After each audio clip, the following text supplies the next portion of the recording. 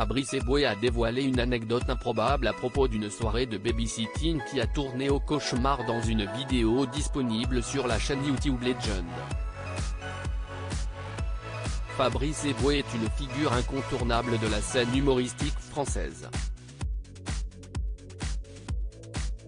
Depuis le début de l'année, l'humoriste est en tournée dans toute la France avec son 4e spectacle intitulé Adieu hier, et ce, jusqu'en avril 2023. Il revient sur des sujets d'actualité comme les réseaux sociaux, le militantisme, la cancel culture ou encore la crise du Covid, par lesquels il se sent quelque peu dépassé. Fabrice Eboué, réputé pour sa plume acérée, n'hésite jamais à dire ce qu'il pense comme récemment sur l'éducation de ses enfants. Une soirée de babysitting qu'il n'est pas prêt d'oublier à l'occasion de sa tournée promotionnelle pour son nouveau spectacle, Fabrice Eboué était l'invité de Guillaume Pley sur la chaîne YouTube Legend, vidéo à voir ici. L'humoriste a dévoilé plusieurs anecdotes hilarantes, et il s'est également remémoré une soirée pendant laquelle il a dû remplacer au pied levé sa petite sœur malade pour un babysitting. Et tout ne s'est évidemment pas passé comme prévu. C'est assez incroyable.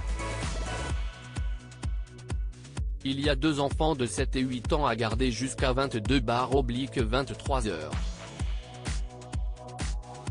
Je vais dans un immeuble de Paris. Et il y a un chien fou quand j'arrive.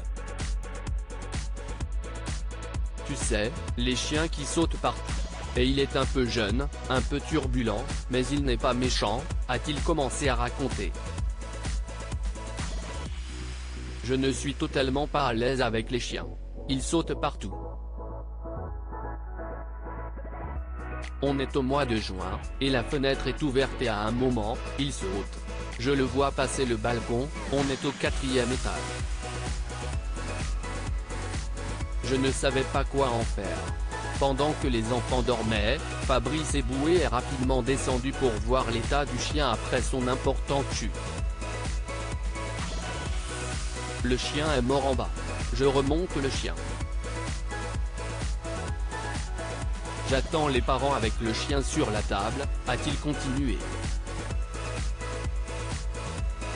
Lorsque les parents sont rentrés dans la soirée, l'humoriste a dû leur expliquer la triste situation. Ils ont été extrêmement compréhensifs, mais ils lui ont demandé une faveur, repartir avec le corps de l'animal chez lui pour ne pas que les enfants le voient. Ils m'ont mis le chien dans un sac poubelle.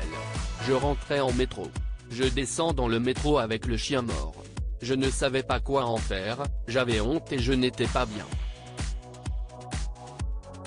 Je ne pouvais pas mettre le chien à la poubelle en plus. Je suis sorti du métro et je l'ai laissé sur le siège, a-t-il finalement conclu cette macabre anecdote.